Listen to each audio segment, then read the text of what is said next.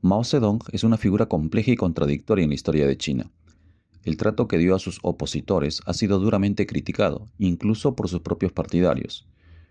Hoy hablaremos sobre la oposición, su naturaleza y el trato que recibieron aquellos que se atrevieron a desafiar al gran timonel, y el alto precio que pagaron por cuestionar a Mao. Acompáñame.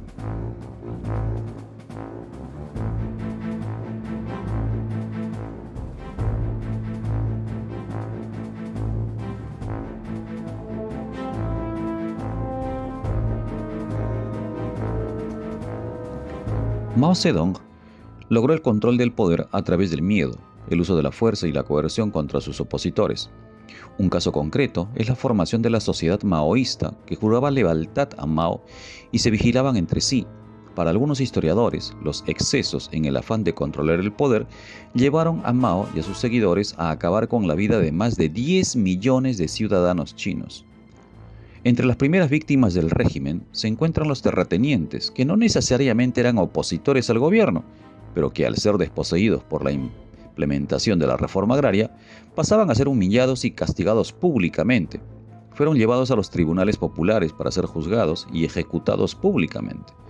Debido al ocultamiento de información, no hay claridad en la cantidad de afectados, aunque se estima que serían entre 2 y 3 millones de terratenientes. El portal Alpha History señala que la primera acción significativa de trato a la oposición fue la campaña de supresión de los contrarrevolucionarios, que empezó a pocos meses de instaurado su gobierno y que buscó identificar y eliminar a los opositores restantes del Partido Comunista Chino, incluidos los rezagos del ejército y los seguidores del Kuomintang. Las acciones se centraron en las ciudades del sur y del este de China, donde los ciudadanos tenían poca experiencia con los comunistas y no tenían motivos para apoyarlos. Gao Gang fue uno de los artífices de esta campaña. Lo irónico es que, unos años más tarde, también él fue acusado de buscar mayor poder en el Partido Comunista de China.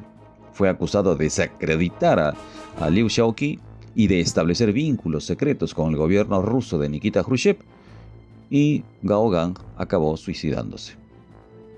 En 1951 se anunció la campaña de los 3 anti, que luego fue de los 5 anti. En 1952, buscando liberar a su país de la corrupción, el despilfarro y la ineficiencia burocrática. Esta campaña logró controlar a los oponentes políticos y a los capitalistas, consolidando el poder de Mao. En ambas campañas, de los 3 y de los 5 antis, Mao declaró como enemigos a algunos miembros del gobierno y a la clase media. Para 1956 lanzó una campaña bajo el lema "Que florezcan 100 flores, que compitan 100 escuelas de pensamiento". La expresión provenía de un antiguo poema chino del siglo III a.C. y pretendía permitir a la gente la libre expresión y la crítica. Los resultados fueron letales.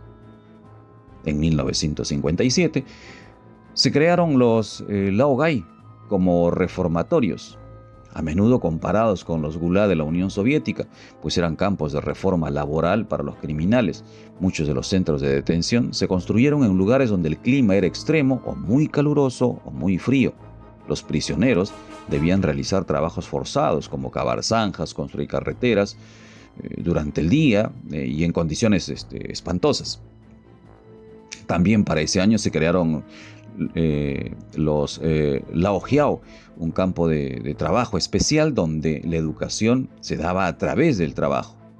Bueno, en realidad eran campos de prisioneros o granjas prisión hechas para reeducar principalmente a los intelectuales. Uno de los objetivos era que los reeducados vivieran en estos espacios y trabajaran con los campesinos. Durante su permanencia asistían a clases políticas, tenían que denunciarse a sí mismos y criticar sus propios pensamientos. En febrero de ese mismo año se lanzó la campaña de las 100 flores, como se mencionaba hace unos minutos, con este lema de que florezcan las 100 flores del siglo III a.C. Inicialmente, los intelectuales se controlaron por el temor de ser castigados como en la campaña de los 3 anti y los 5 anti.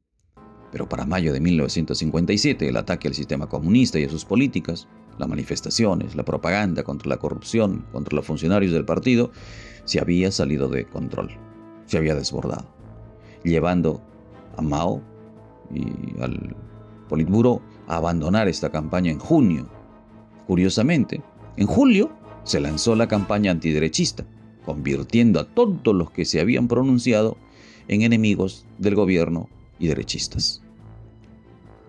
Luego del fracaso del tercer plan quinquenal y el gran salto adelante, Mao dejó el gobierno central y quedó Liu Shaoqi. Para 1966 regresó de este retiro, eliminando a los miembros que habían seguido, según él, el camino capitalista. Y para 1968, Liu Shaoqi y Deng Xiaoping fueron denunciados como seguidores del camino capitalista y fueron degradados y despojados de sus cargos en el partido. Liu Shaoqi fue humillado en público y fue víctima de una campaña de propaganda en la que se le acusó de ser traidor de la patria. Fue puesto bajo arresto domiciliario durante más de 2 años. Murió el 12 de noviembre de 1969 en una prisión de Kaifeng, en la provincia de Henan, pero su muerte se mantuvo oculta hasta 1972. La revolución cultural merece un tratamiento especial en este punto, pues fue un movimiento social y político que va de 1966 en adelante, con el objetivo de eliminar todos los elementos capitalistas e intelectuales de China.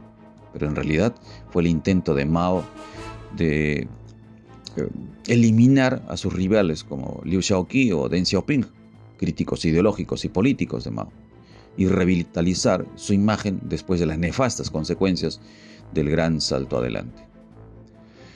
El Instituto de Estudios de China Contemporánea reafirma esta postura señalando que la notificación del 16 de mayo de 1966 se convirtió en el documento pragmático para el lanzamiento de la revolución cultural, con el que se formalizaron las campañas para denunciar y atacar a los de la camarilla negra, como se referían a los reaccionarios, los antipartidistas, los antisocialistas y los representantes burgueses, aunque en el desborde terminaron destruyendo el patrimonio cultural de Chile, que fue duramente cuestionado por los opositores de Mao.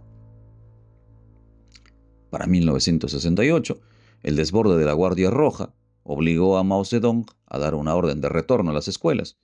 La negativa de los grupos más radicales llevó a que el Ejército Popular de Liberación los reprima brutalmente. Se puso en marcha un nuevo movimiento llamado subir a la montaña y bajar al campo, la migración de la ciudad al campo, enviando a los estudiantes urbanos a los campos para experimentar la vida de un campesino. Unos 17 millones de jóvenes fueron enviados a diferentes zonas rurales de toda China, y es considerada como la generación perdida de toda la revolución cultural.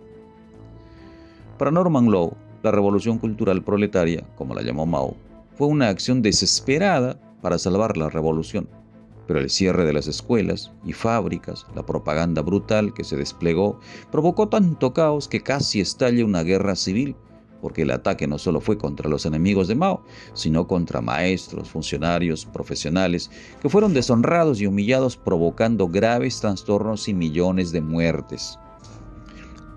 Podemos concluir entonces en que la oposición a Mao Zedong fue reprimida de manera brutal, dejando profundas heridas en la sociedad china.